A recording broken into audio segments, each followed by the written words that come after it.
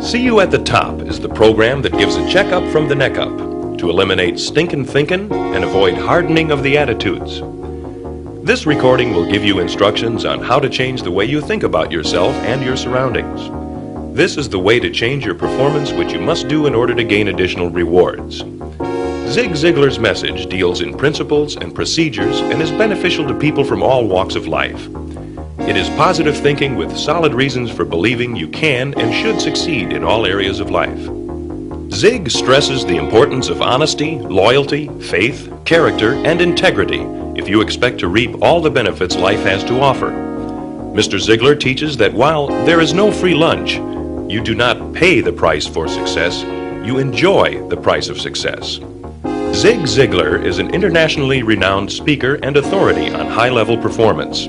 His I Can course is taught in more than 3,000 schools, and hundreds of companies and businesses utilize his tapes, books, and videos to train their employees effectively. And now, let's join Zig Ziglar at his best, in front of a live audience. One of my favorite stories, talking about attitude, has to do with an incident that took place a number of years ago on a railroad. It was a brutally hot day, and some laborers were working out on the tracks, and a private car, as part of the train, pulled up and pulled off over on the siding. So a window came up, and a loud voice boomed out, "Dave! Hey, Dave Anderson, is that you?" And one of the laborers looked up and said, "Yeah, Jim, it sure is." And he said, "Well, why don't you come on in? I'd like to talk to you a little while." Well, old Dave was delighted to get out of that hot sun into the air-conditioned comfort of that beautiful private railroad car that was there.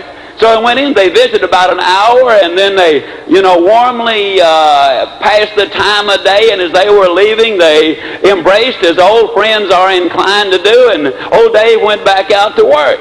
Well, the crew out there said, "Hey, Dave, isn't that Jim Murphy, the president of the railroad?"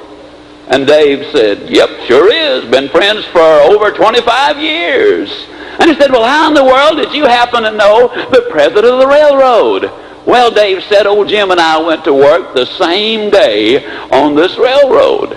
And they said, "Man, how does it happen then that you're still out here working in the hot sun and Jim Murphy is the president of the railroad?" Well, he said, "It's very simple to explain if you think about it.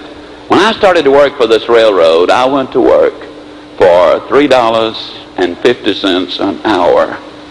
But Jim Murphy went to work for the railroad." There's your difference, you see. There's your difference.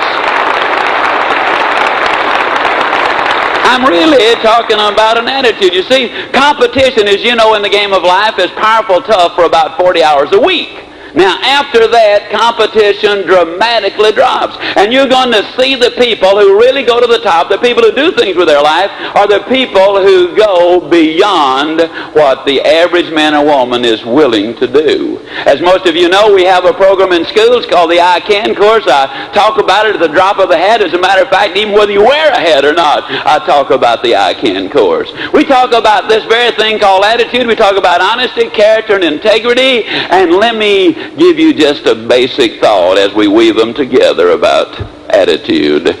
See, teenage unemployment is incredibly high. As a matter of fact, national unemployment is high. But let's say we've got a 16-year-old youngster who's been taught the principles which we teach in I Can, and it's now being taught from kindergarten all the way through college. And we've got this youngster who applies for the job. He's age 16, and the employer said, "What experience have you had?" If the youngster says, "I've had 16 years experience in telling the truth, 16 years experience in being enthusiastic, 16 years experience in building a winning attitude, 16 years experience in knowing that the only way you're going to be able to keep me on the payroll is for you to make a profit. And therefore, knowing that if I don't contribute to your profit, that you're not going to be able to pay me, and I've got 16 years experience, therefore, of doing more than I'm paid to do, so you'll have the profit to pay me. I've had 16 years experience in developing the kind of attitude which says that you can get everything in life you want if you'll just help enough other people get what they want. You know what? I believe unemployment is a solvable problem. I believe we can have these kids working if we start teaching them the very basic things. And attitude is one of the basic things. I did a study at Harvard University several years ago. Discovered that 85% of the reason people get jobs and get ahead in those jobs is because they have the right mental attitude. But they discovered something else in that study. They discovered that in our educational institutions in America, that 90% of our time and educational dollars are spent teaching facts, figures, and formulas, and 10% of our educational time and dollars are spent teaching how to build a winning attitude. But they said, hold the phone, that's misleading. Because of that 10% time they spend, 99% of that is spent with the athlete and the athletic event.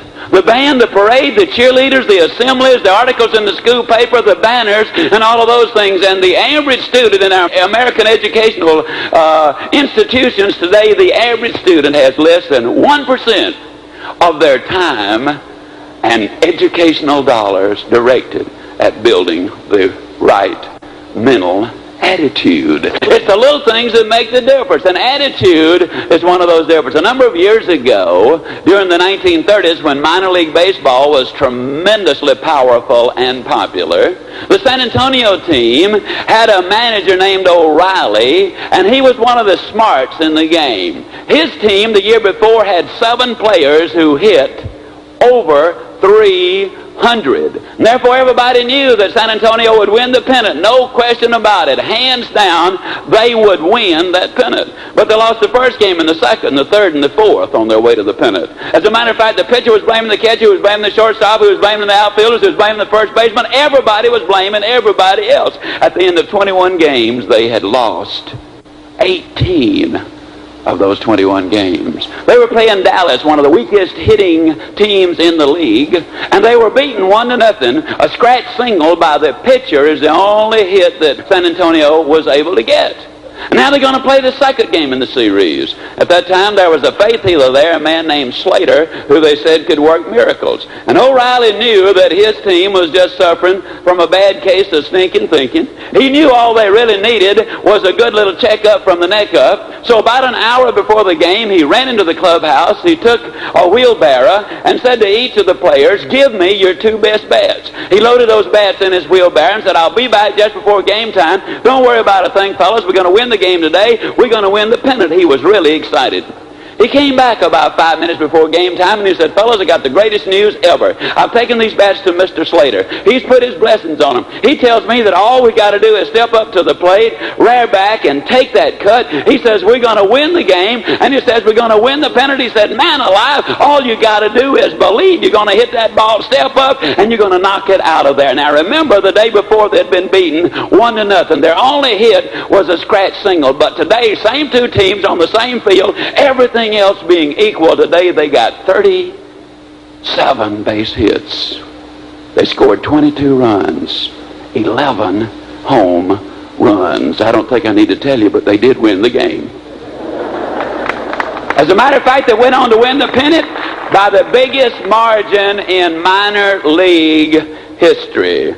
Now what I'm really saying here is that your attitude makes the difference. But ladies and gentlemen, there are some things that we need to understand. We live in a world which often is negative. We live in a cat-kicking world. Some of you might have remembered Mr. B. Mr. B called a meeting one day for all of his people. He said, now I notice some of you come to work late. I notice some of you leave early, and maybe that's my fault. Maybe I've not set for you the kind of an example that I should have been setting. So here's what I'm going to do. I'm going to start coming to work early. I'm going to start leaving late. I'm going to start providing you with the kind of leadership which will enable us to build the kind of company we need to have. We're going to be a giant in this industry. Oh, it was quite a little speech, and his intentions were good. You see, Mr. B was really excited and his intentions were good, but about a week later, he was out at the country club, became engrossed in a conversation, forgot about the time. All of a sudden, he looked at his watch. He said, oh my goodness, I'm due back at the office right now. He hopped up, made a mad dash to his car, hopped in, scratched off, burned rubber, doing about 90 miles an hour down the freeway, and the long arm of the law came along and gave him a ticket. Now, you talking about a man who was upset. Mr. B was absolutely furious. He said, this is ridiculous. Here I am, a peaceful, tax-paying, law-abiding citizen, minding my business, and what does this dude do? He comes along and gives me a ticket. What he ought to be doing now is out looking for robbers and murderers and arsonists and leave us peaceful, tax-paying citizens alone. Oh, he was really upset. When he got back to the office, he was about an hour late. And he did what management has done since the beginning of time. Every time they get their hand caught in the cookie jar, they always say, look yonder. And then nobody looks here. In a very loud voice, he called his sales manager and he said, come on in, I'm going to talk to you about the Armstrong account. You've been fiddling with that thing 6 weeks. You could have closed the deal a dozen times. Just come on in and tell me either yes, you did get it, or no, you did not get it. Oh, he was really upset. Sales manager quietly came in, closed the door behind him, ducked his head and said, Mr. B, I hate to tell you this, but he said, I lost that deal. He said, I thought I had it. I thought it was sold, but something happened and it came unglued. And if you think Mr. B was upset before, you should have seen him now. He literally hit the ceiling. He said, this is ridiculous. Why, for 18 years you've been my sales manager. For 18 years I've been depending on you to bring in new business. And now we have a chance to get the biggest account of all. And what do? You blow it. Well, let me tell you something, friend. Just because you've been here 18 years doesn't mean you got a lifetime contract. Now you're going to replace that business or I'm going to replace you. Oh, he was really upset. But if you think he's upset, you should have seen that sales manager. He goes storming out of there, slammed the door behind him, stomping his feet, muttering under his breath, this is ridiculous. Why, for 18 years I've been running this company. As a matter of fact, I'm the only man who ever brings in a new business in. If it wasn't for me, the company had gone down the tube 15 years ago. And now just because I missed one lousy sale, he uses a cheap trick, he threatens to fire me. This is ridiculous. Oh, he was upset. He called his secretary in.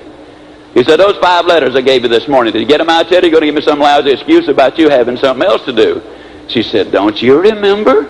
You told me that the hate account took precedence over everything else. That's what I've been working on. He said, don't give me any lousy excuses. I told you I wanted those letters out, and I want them out today. And if you can't get them out, I'll get me somebody who can. Oh, he was really upset. But if you think he is upset, you should have seen that secretary. She goes storming out of there, slammed the door behind her back, muttering under her breath, this is really ridiculous. Why, I'm the only one who ever really gets any work done around here. I do more than any 3 people on the payroll. I've been his secretary 11 years. If it hadn't been for me, this company gone broke years ago, and him threatening to fire me as much as I know about him, who does he think he's kidding anyhow? Oh, she was upset. She went out to the switchboard operator, said, I got 5 letters, I want you to get them out. Now, I know that ordinarily you don't do this, but you don't do anything else anyhow but sit out here and occasionally answer the telephone and get out a little work when need be. And I want these letters out, and I'm going to tell you right now, if you can't get them out, I'll get me somebody who can. Oh, I tell you, she was upset. But if you think she's upset, you should have seen that switchboard operator. She said, this is ridiculous. They don't do anything in the bank but gossip, drink coffee, talk on the telephone. Every once in a while, get a little work out. And the minute they get behind, they come out here to throw it on my desk and say, now you're going to get it out or I'm going to fire you. And I'm already doing more than the 3 people here. And as a matter of fact, it hadn't been me that had gone under years ago. This is not fair. Oh, she was really upset. But she got the letters out. Got home, she was still furious. She walked in, slammed the door behind her back, walked in the den, and the first thing she saw was her 11-year-old boy laying there on the floor watching television. Second thing she saw was a big rip right across the seat of his breeches. She said, son, how many times do I have to tell you? When you come home from school, put your play clothes on. Mother has a hard enough time as it is supporting you and sending you through school. Now, because you've disobeyed me, you're going to go upstairs right now. Going to be no supper tonight, no television for the next 3 weeks. Oh, she was really upset. But if you think she's upset, you should have seen that little boy. He hopped up, muttering under his breath, this is terrible. Why, I was doing something for my own mother. It was an accident. Could have happened to anybody. And she doesn't even give me a chance to explain it. Oh, he was upset. And about that time, his tomcat walked right in front of him, which was a mistake. Little boy gives him a big old kick and says, you get out of here. You've probably been up to some no good yourself.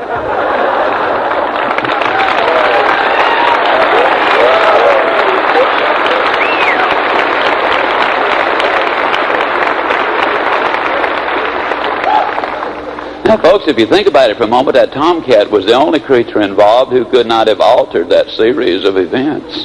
And if you think about it for another minute, wouldn't it have been so much better if Mr. B had just gone directly from the country club to that switchboard operator's house and kicked that cat himself?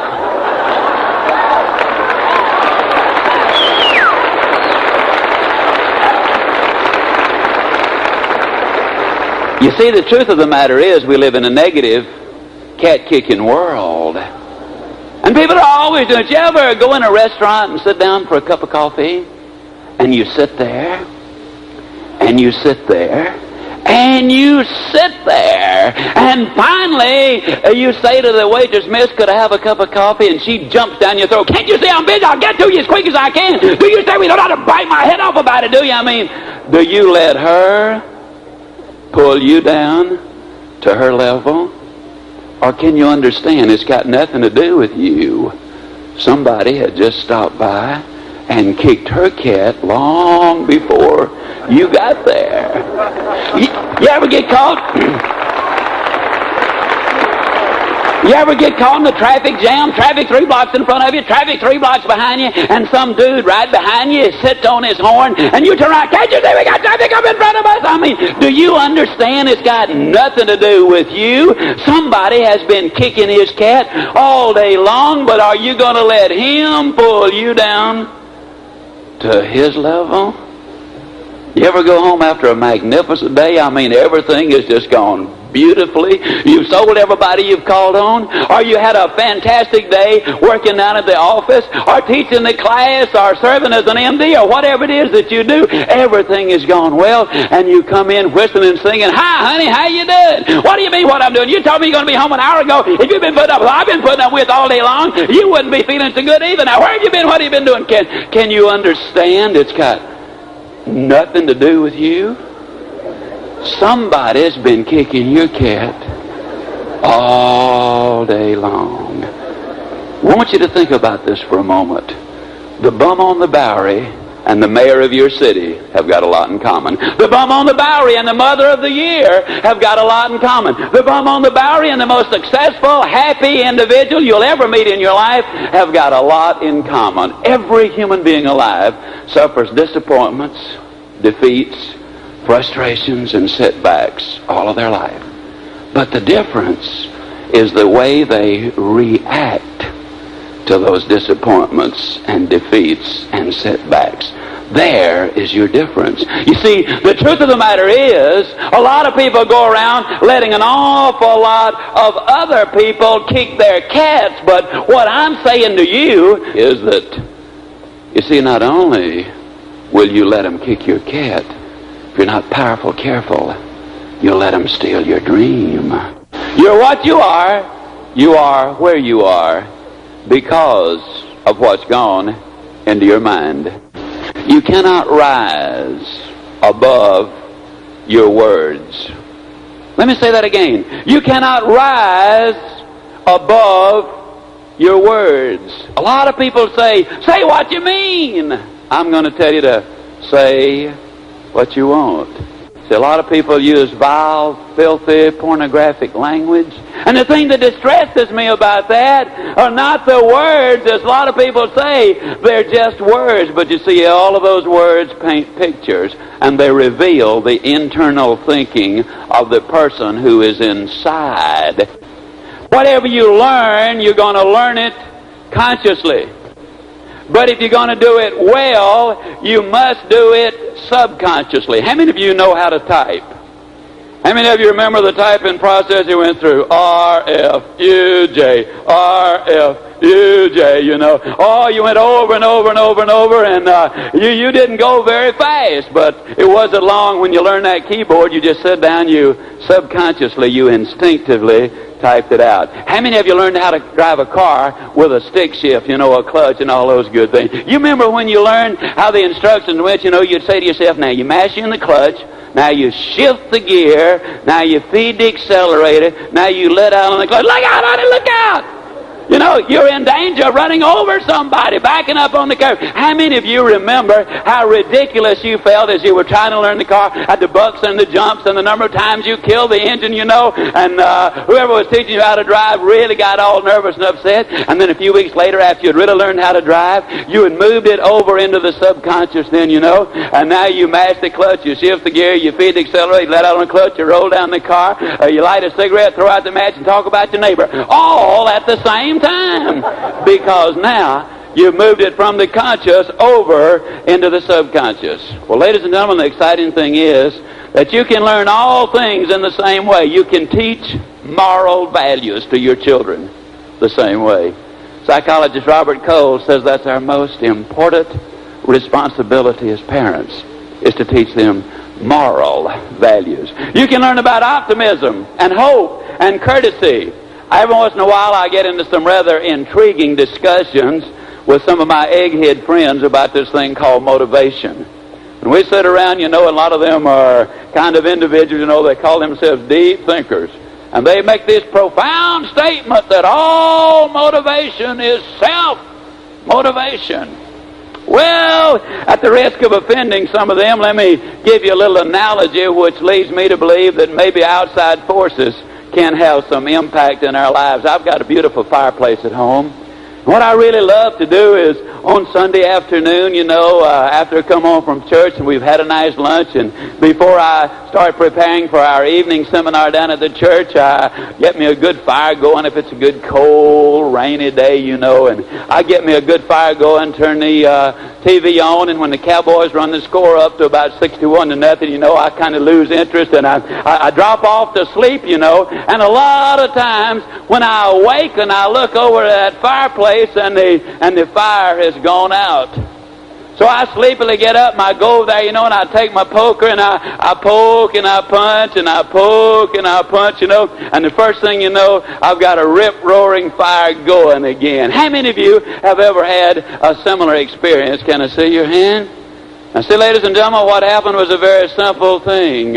When that fire had gone out, all I did when I poked and punched was I created some activity, which creates a partial vacuum right there, which nature abhors. Now cold, fresh air is blown in from the rest of the room, and the oxygen in that fresh air is what ignites the fire.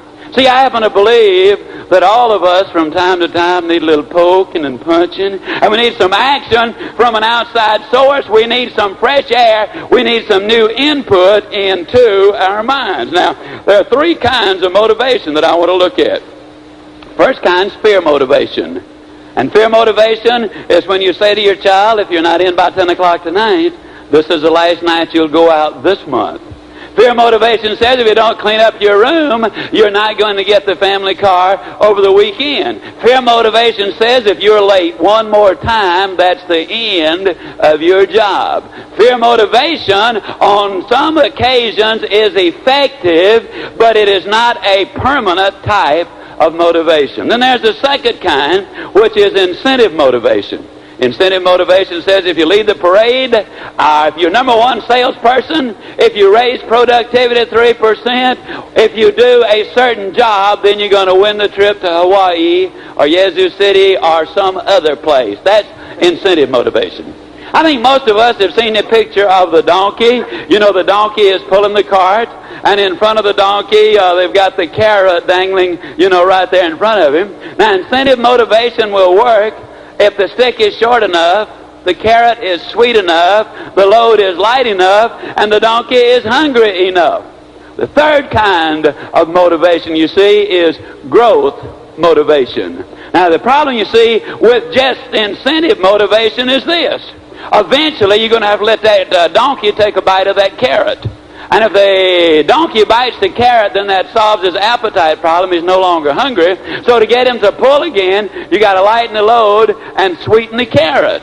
But the problem there is eventually you got a profit and loss situation, and when the profits are gone, then the business goes under. We're seeing that in our automotive industry right now, are we not? There was too much cost and not enough profit, and the net result is everybody's in trouble. So let's look, if you will, at that third kind of motivation, which is called growth motivation. Now, I'm not going to be negative at this time. I'll be like the little boy who came home from school one day and said, Dad, I'm afraid I flunked that arithmetic test. His dad said, Son, that's negative. Be positive. He said, Dad, I'm positive I flunked that arithmetic test. I'm not going to be negative when I say this. I am going to be absolutely positive when I say to you that there are going to be some difficulties in your life ahead. You're going to sponsor somebody and know they're going to be the greatest, and they're never going to leave the house. You're going to, in your business, have some disappointments, some defeats, some setbacks, some frustrations, and that's just a fact of life. Those things happen every day. Now what we want to do is learn how to prepare in advance for any difficulty, so instead of a stopping stone, it becomes a stepping stone. Now if we're going to have the right kind of attitude, then we've got to prepare in advance for it. So let me ask you a question. If you knew about a disease that was responsible for putting more people on the unemployment rolls, ending a lot of people's marriages, putting more people on welfare, breaking up a lot of otherwise good friendships, creating more disturbances and disasters in our country, this disease does more of all of those things than all other diseases combined. I know without asking you, you would say that's a pretty serious disease. Well, let me ask you a question.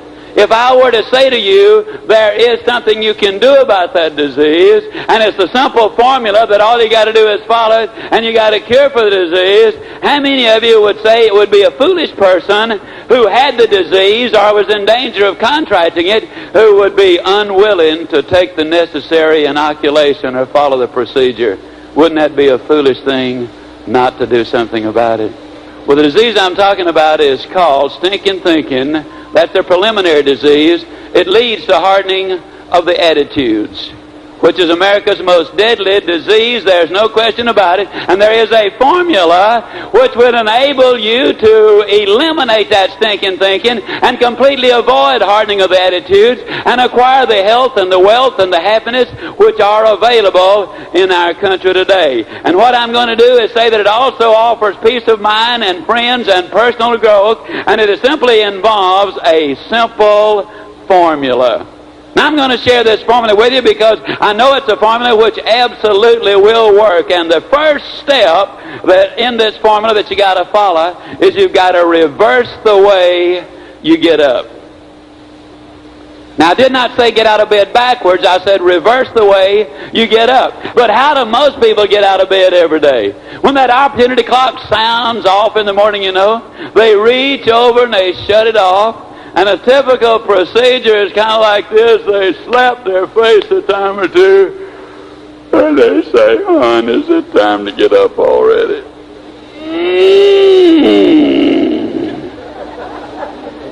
Oh, boy, it seemed like we just lay down.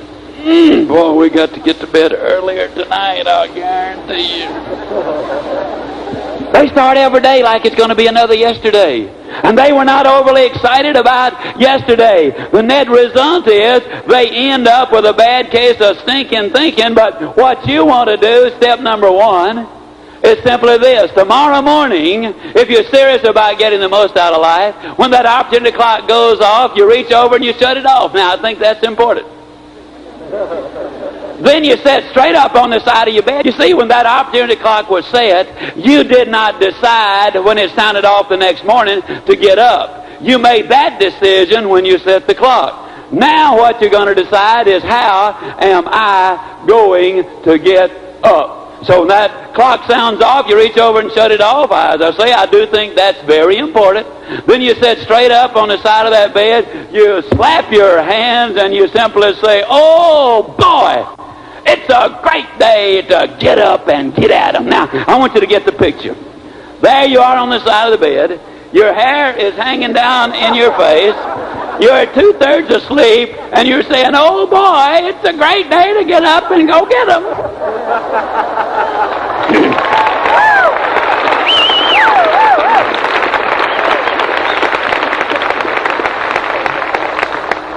And I guarantee if you live to be 1,000, you'll never feel any sillier than you do the first day you do that. Can you imagine? There you are sitting on the side of the bed, and I clearly understand that you're an intelligent, educated, successful man or woman, probably conservative. Maybe you might even be a senior citizen. Of course, you might be a teenager listening to this recording. You might be a doctor or a psychologist. You might be a coach. You can be anything in the world. And here I am suggesting that you act like a 7-year-old child. You better believe I'm suggesting that you do exactly that. Because you see, when you slap your hands, you are, if you think about this for a moment, you've already accomplished two things. Number one, you are up. And that's where you wanted to be when you set the clock. Number two, you've started to reach in and take control of your own mind and your own attitude. Never will forget, I had an 80-some-odd-year-old lady at one of my programs one evening, and I went through this, and she told me later, she said, Mr. Ziglar, I thought that was the dumbest, silliest thing I'd ever heard. There you were, telling me, a senior citizen who had lived all of my life and only had a few more years to go, and you were telling me that I ought to get up in the morning acting like a child, slapping my hands and saying, oh boy, it's a great day. And as I was driving home that night, I got to laughing about that. I mean, that young man is just off his rocker. And then she said, I don't know what happened, but she said, I studied about it again. And she said, well, you know, I do live by myself. And she said, nobody but me would know about it. And she said, you know, I kind of got to playing with the idea. And then she finally, instead of saying why, as most people do, she said, why not? And the next morning she said, I set that opportunity clock, and when it sounded off, I reached over there and I shut it off. And she said, I sat up on the side of my bed, but she said, Mr. Ziglar, got to confess to you, when I reared back to slap him, I couldn't do it.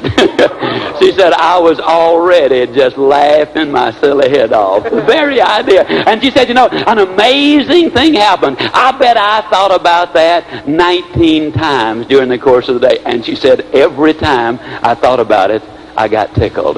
Net result, good day. See, a good minute is a miniature hour. An hour is a miniature day. A day is a miniature lifetime. And the way you get up in the morning plays a big part in how you go up in life. And I want you to think about this with me just for a moment as we talk about this. You see, in the game of life, when you sow an action, you reap a habit. When you sow a habit, you reap a character. And when you reap a character, you reap a destiny. And I want you to think about this with me. Every good habit known to man, whether it's losing weight, every good habit, whether it's stopping drinking or whatever it is, or tithing to your church, or being pleasant to your mate and your children, every good habit you got to reach up and grab and hang on to for dear life. Every bad habit which you acquire, whether it's obesity, profanity, promiscuity, homosexuality, whatever it is, if it is a destructive habit, you will acquire it slowly and gradually. And before you know, you got the habit. The habit has got you. Now, please turn the cassette over to continue.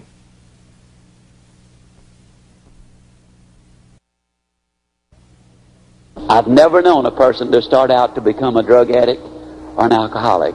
When I started my research on this 8 years ago, one person in 14 who took an occasional drink became an alcoholic. Today, one person in 9 who is a social drinker will become an alcoholic. And one of the reasons is because 2.5 times every hour, not counting the advertisements on television, 2.5 times every hour, drinking is glamorized in front of us on that television. And when I talk about getting up in the morning and slapping your hands, I'm really talking about grabbing hold of a good habit. And what I'm saying to you is that it will make a difference, and it will make a profound difference right there. When you do it 21 consecutive days, it will become a habit, and I can guarantee you, you will never have a day when you do this that you won't think about it a dozen times or 20 or 30 times during the day, and you can't think about it without smiling. You just can't. And the mind is an associating machine. It triggers one thing, then it triggers another, and it triggers another. And you scripturally are accurate when you get up saying it is a great day, because the good book says, this is the day which the Lord hath made. I will rejoice and be glad in it. All over America, ladies and gentlemen, we've got literally millions of these electrical appliances hanging down on the street corners. Now, some people call them red lights, some call them stop lights. Every once in a while, we have some person who claims to be a realist, which in most cases is just a lousy excuse for being negative. We've got a sign in my office, in our office, in the receptionist desk, and it says, "We're realists around here. We expect a miracle every day." Now, a lot of these realists call those lights, they call them traffic lights. But in the future, what we're going to understand is we got to change their names. You see, the average American spends 27 hours every year in front of those lights. Now, no, none of you folks would dream of doing a thing like this, but let me ask you, have you ever pulled up next to one of those lights or in front of one of those lights to wait on it so it would have the right color so you could go ahead? And as you pull up in front of it, you know, you look over to your left and you can't believe it. There's some dude sitting over there, and he's got his hands firmly gripped on that steering wheel. I mean, he doesn't want that car to go anywhere. And he's got his mouth all tightened up, you know, just in case he has to talk to that light. And then after a minute or two, you watch him, and he starts pressing the accelerator, race the engine, because you see, he understands that if he races the engine, it's going to change the color of the light up there. How many of you actually have ever seen some dumb bunny doing a thing like that? Can I see your hands, please? Now, folks, let me ask you a question. When I say dumb bunny, I'm afraid I'm talking about everybody in existence at one time or another, but I'm talking about your past, and I'm talking about my past. Now, you think about it for a moment. If you think it's wild and way out to slap your hands when you get up in the morning, what do you think it is to race the engine to change the color of that light? Now that's crazy, because you're not going to change the color of that light with your engine. What you do want to do, though, is when you pull up to that light, you want to personalize it, you want to look up at it, and you want to visualize your name being on it. And you want to say, well, look at there. That light's got my name on it, and it's put there so I can go further and faster and more smoothly and more safely to my destination. You see, the truth of the matter, it is a go light. So the next time somebody asks you directions, don't do like the average Joe on the street does. You know, they send you down to the red light or the stoplight. When somebody asks you how to go somewhere, you say you go down to the second go light. When you just withdraw things from the game of life, you're always going to be afraid there's not going to be enough for you, and the net result is you end up being enormously pessimistic. Step number 3, you need to change the way you say hello. You see, too many people in our society today don't even know how to say hello, whether it's in person or on the telephone. You know, you ask somebody, how you doing? They say, not too bad. How you doing? Fine so far. How you doing? Great since it's payday, or great since I'm on vacation, or great since I get off in 30 minutes. And don't you love it when you say to somebody, how you doing? And they pull themselves up to their height and say, well, under the circumstances. Makes you wonder what in the world they're doing under there in the first place, doesn't it? Now, much of your attitude has to do with the way you exchange greetings, the way you say hello. A lot of times people say what you mean, and I repeat myself. I'm going to tell you to say what you want. I think that's important. Most people, as you know, answer the telephone as if it were an intrusion. What do you mean dialing that number? I wasn't bothering you. Hello! And they snatch their phone off the hook. If it's a place of business, I challenge you, wherever you live, when you go back home, get out the yellow pages, look up 10 numbers, ask a friend of yours or an associate to dial those 10 numbers, and I'll guarantee you they will be unable to identify more than 3 of them based on the way they answer the telephone. They pick the telephone, they go right away, company, and you don't have any more idea than a goat who you've called. I believe that the best money you can spend would be to dial my number in Dallas, Texas, and learn how to answer the telephone. Now, I've got an 800 number, but it'll do you a lot more good if you go ahead and spend your own dollar and call up there. So I ain't going to give you the 800 number, but it's 214-233-9191, and you dial our number just to learn how to answer the telephone. And our lady says, good morning. And you flat, no, it's a good morning. Then she makes a motivational speech. Now, it's not as long as the one I make, rather obviously, but she makes a motivational speech. She says, it's a great day. A lot of times people say, Ziggy, is it always a great day? It sure is. And if you don't believe it, you just try missing one of them.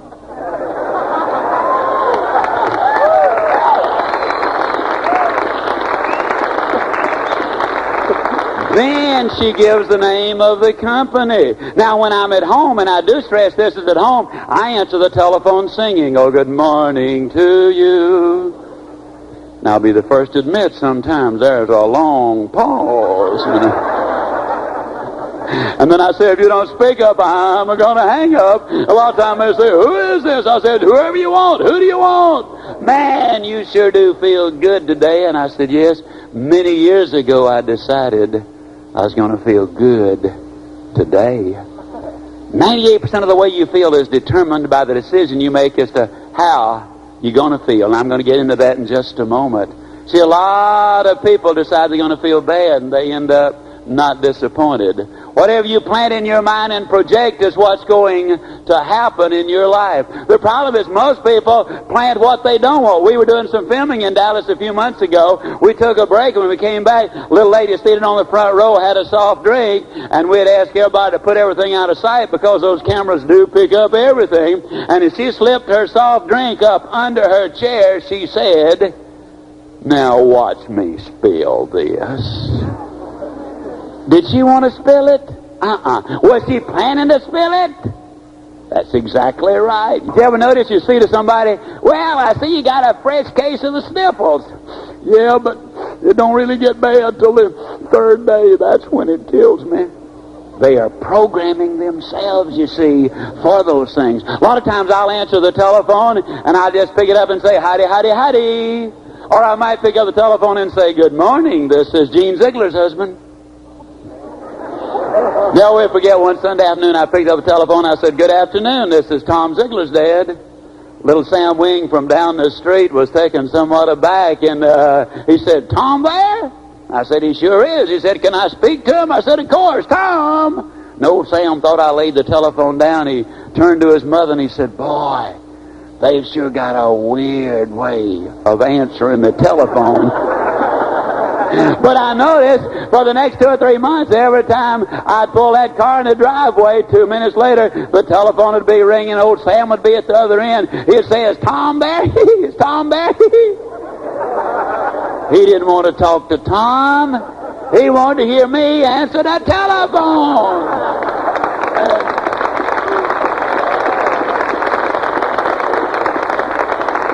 And you might say, okay, Ziglar, so what? Here's the so what.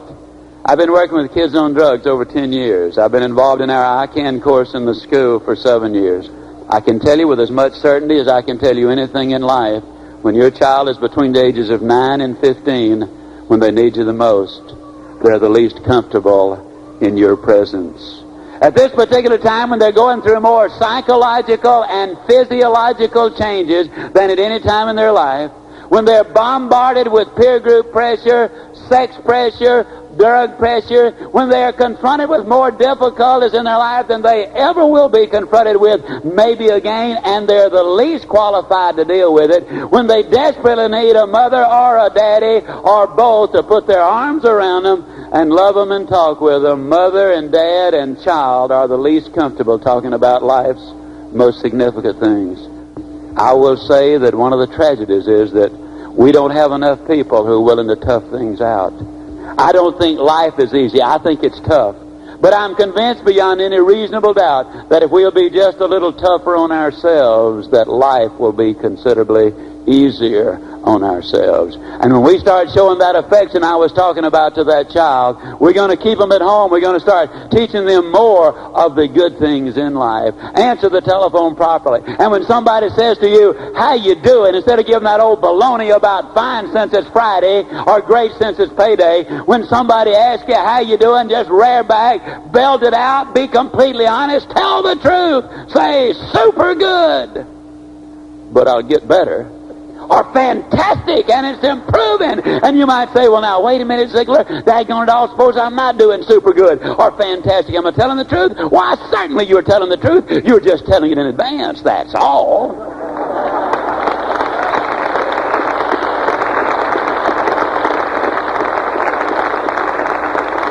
Why wait for the good stuff? And then when you start to part company, instead of some mundane thing like, well, so long, or good day, or see you later, or, have a nice day is a dramatic improvement, well, why not just reach for the best as you start to part company with them? Why don't you just say, see you at the top? Logic will not change an emotion, but action will. You get up in the morning, when you first get up, slap your hands, you don't really feel like doing that. Logically, it shouldn't work, but I can guarantee it. All you got to do is try it.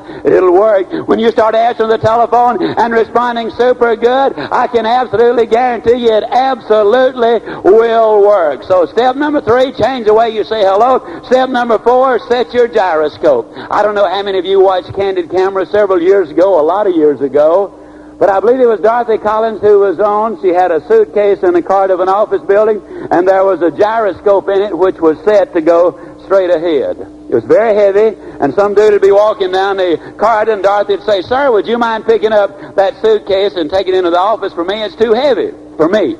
And the dude would smile, and he'd reach down, he'd pick up that suitcase, and he'd start walking down toward the office. But when he'd start to turn left to go in that office, he could turn left all he wanted to, but that gyroscope was set to go straight ahead, and it bitterly resisted any kind of turn. I tell the story because inside of every creature on the face of this earth, there's a built-in gyroscope. A duck who's never survived the winter, if he were left all to himself, when the winter approaches, that duck would automatically start flying south. There's something built in called the law of self-preservation. Take a young squirrel 1,000 miles from all other squirrels. As winter approaches, that young squirrel, if left entirely alone, would start storing nuts for the winter. There's a law, it's called the law of self-preservation. But you see, there's a difference. The duck and the squirrel had no choice. Man is entirely different. Go out to the seashore, to the lake shore. You watch the sailing boats sail. There are 1,000 sailing boats out there. They're going in 360 different directions, but the wind is blowing in only one direction. Then how can they go in 360 different directions? Very simple. The person, the human being, the man or the woman on that boat has set the sails. It's the set of the sails that determines the direction of the boat. I fervently believe that as a result of what we're talking about here, that you can set those sails in the right directions. I believe that you can set your gyroscope with one simple process anytime you're on the telephone. We need to start conditioning our thinking in the proper way. And as you're talking, instead of doing the doodling, you know how some people do, they will draw a circle, then they'll put a square in the circle, then a rectangle in the square, then a triangle in the rectangle, and the square in the circle, and then they'll start putting a little lattice work in there, then they'll start doing the shading. Oh, some of them get pretty good at it, but what is the going price of doodles in your hometown? I'm convinced the doodle market is fairly limited, so why not, instead of doodling, as you're talking, write down, I can. And then as you wind up the conversation, put I can and I will, and then write out whatever your immediate goal is for the moment. Step number 4 is set your gyroscope. Step number 5, feed your mind. It's an interesting fact. Most of us eat 3 times a day. As a matter of fact, I've noticed that when somebody misses a meal, they make a big deal out of it. They say, I was just so busy, I didn't even have time to eat my lunch today. I said, man, pay attention. I didn't have time to eat lunch. That was a big deal. A lot of times I'll ask people, when is the last time you deliberately, on a regular schedule, fed your mind? The good, the clean, the pure, the powerful, and the positive. For the 50th time, you're what you are, you're where you are because of what's gone into your mind. You change what you are, you change where you are by changing what goes into your mind. The tragedy is, if I were to come into your home with a pail of garbage and throw it on your living room floor, we'd have serious trouble quickly. One of 3 things. You'd either whip me physically, or you'd call the law and have me arrested, or you'd get your gun and you'd say, now, Ziglar, I'll bet you could just clean that up. And I'll bet you I could too. Yet you'd be terribly upset. You'd be telling people for months about that fellow that came in my home and threw a pail of garbage on me. Why, I started to shoot him. As a matter of fact, I wish I had, the very idea. Oh, we'd be upset if I threw garbage on your living room floor. And yet we daily permit, even encourage other people to dump garbage in our minds. Negative, low-ceiling, immoral things go in their minds each day. I don't know if you've ever read the story of Shinichi Suzuki. I think you have. I'm going to talk about feeding your mind now, primarily with the cassette player. I'm going to make a bold statement. I used to say I wouldn't take $10,000 for mine if I couldn't replace it. Later I said I wouldn't take $25,000 for my cassette player if I couldn't replace it. Later I said $50,000. Today, with inflation and all what it is, I'm going to make a flat statement. I wouldn't take $100,000 for my cassette player if I could not replace it. I think it's the most exciting, most motivational thing, really, that's come down the pike. As a developer of attitudes and educational concepts, it has, in my mind, no equal. How many of you recognize the name Shinichi Suzuki? Can I see your hands? Suzuki is a Japanese scientist. He teaches music to Japanese children. His methods are now being used widely and have for a number of years here in the States. He takes a Japanese child who's just 6 weeks old, and he puts the cassette player by the bed, and the child listens to the music for a month, same song. Next month, another song. Next month, another song. Next month, another song. By the time the child is 2 years old, he puts a miniature violin in the crib so the child might get the feel of the instrument. At age 2.5, the child watches its mother take violin lessons. By the time it's 3, the child is practicing on that miniature violin about 1/5 the standard size. By the time the child is 5 years old, it's playing beautiful music. Held a concert. Average age of the child, less than 8 years old. There were 1,500 of those Japanese children there. They were not playing Twinkle, Twinkle, Little Star or Mary Had a Little Lamb. They were playing Vivaldi. They were playing the classics. But here is the beautiful thing. According to Suzuki, virtually none of those children had any, quote, natural musical ability. It was a learned skill. To me, that's exciting. What he really says is, you can change what you are. You can change where you are by changing what goes into your mind. A few months ago, I met a lady in Dallas. Her name is Mrs. Ernest Lantos. Mrs. Lantos, not too long ago, her first name is Pam, was staying in her bed all day long every day. She was 5 feet 3.5 inches tall. She weighed 155 pounds. Life offered nothing for her.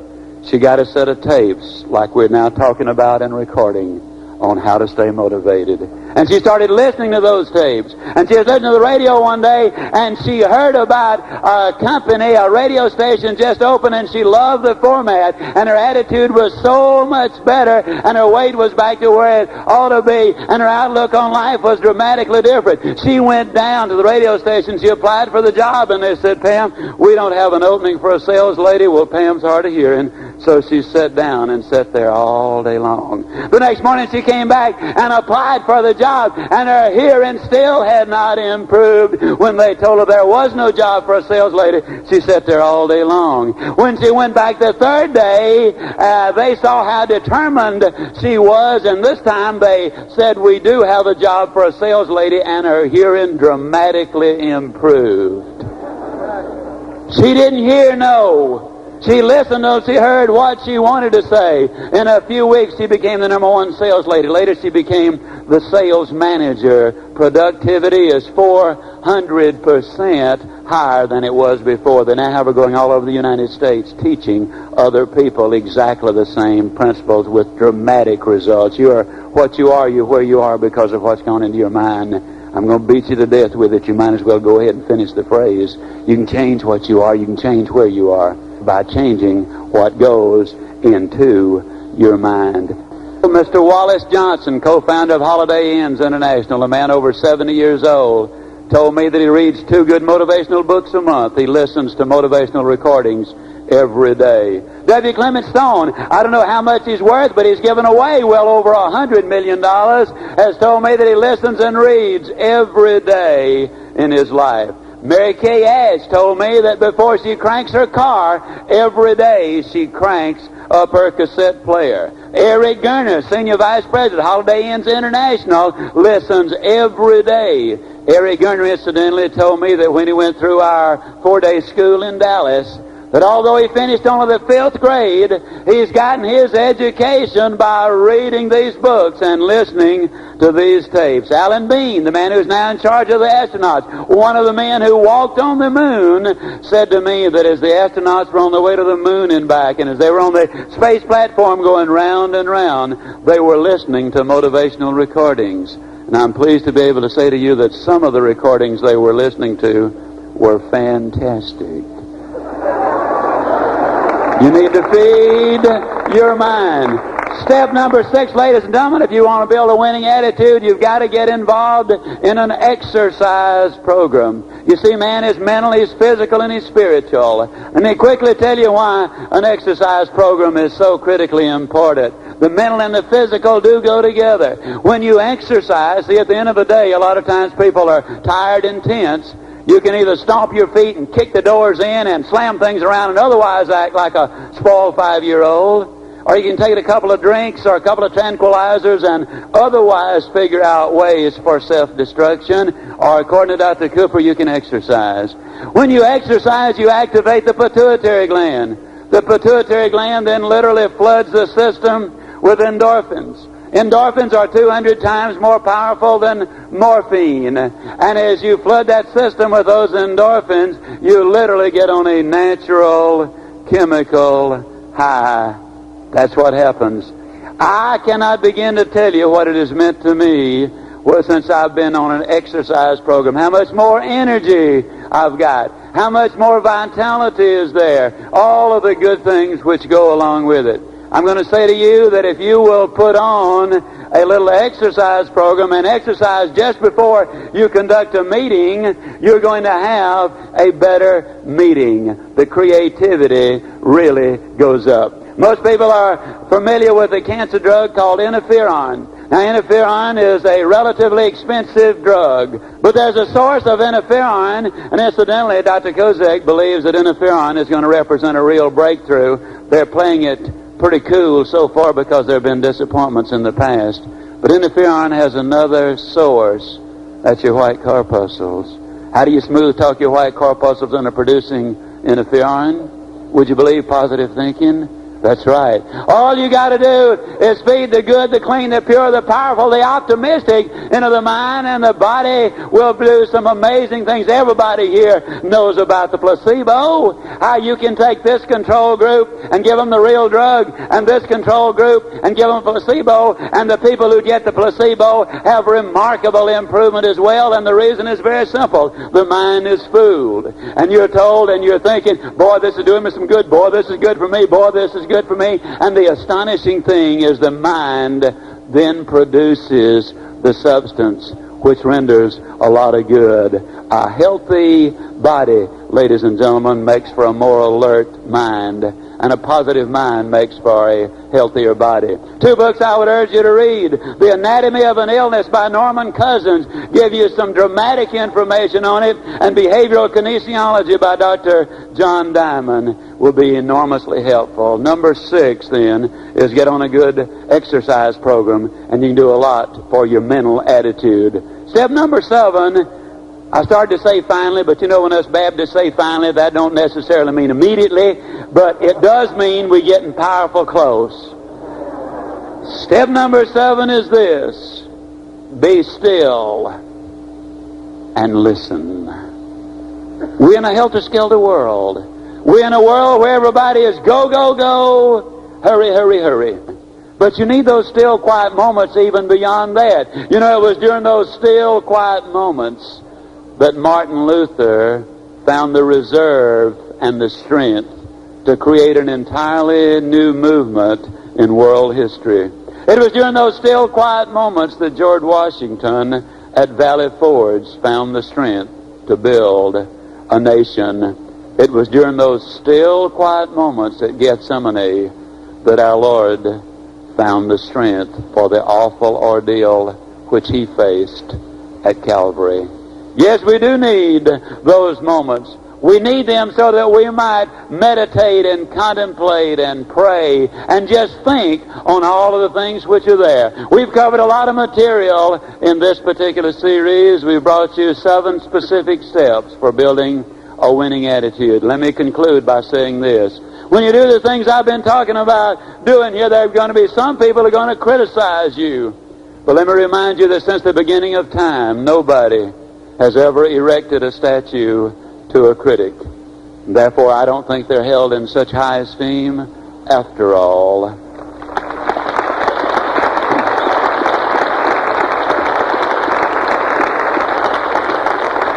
There are a lot of people who are going to look at you and say, well, you're different, and of course they'll be right. You'll be so different, you'll be one of the 5 people in 100 who are getting the things out of life you want instead of having to want the things you've got. And you'll be qualifying for the whole ball game. I said it earlier in this series, I'll say it again. I don't think God loved Adam and Eve and Nicholsworth more than he does me and you. They had it all. I believe all of it's available. I believe health, wealth, and happiness are the natural results of building a life on a solid foundation and taking certain steps to get the things which are available for us. A lot of people are going to laugh at you, but let me simply say that it was the little world who will be laughing at you. The little world laughed at Robert Fulton when he went steaming by on that steamship in the Hudson River. But the big world was gathered watching him as he made that historic journey downstream. The little world laughed, but the big world was right there at Kitty Hawk, North Carolina, when the Wright brothers made that flight into space that changed not only the face of the globe, but bids to change the face of the universe. The little world laughed, but the big world was tuned in when Alexander Graham Bell made that historic phone call which changed communications forever.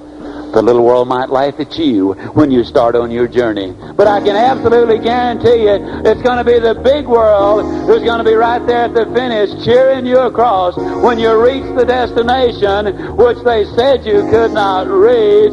And let me remind you that what you get by reaching that destination will not be nearly so important as what you will become by reaching that destination. Thank you very much. Thank you.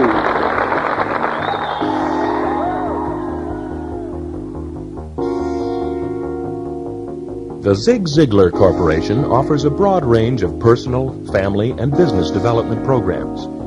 If you would like a free full-color catalog, call area code 214-233-9191 or write the Ziglar Corporation, 3330 Earhart, Carrollton, Texas, 75006.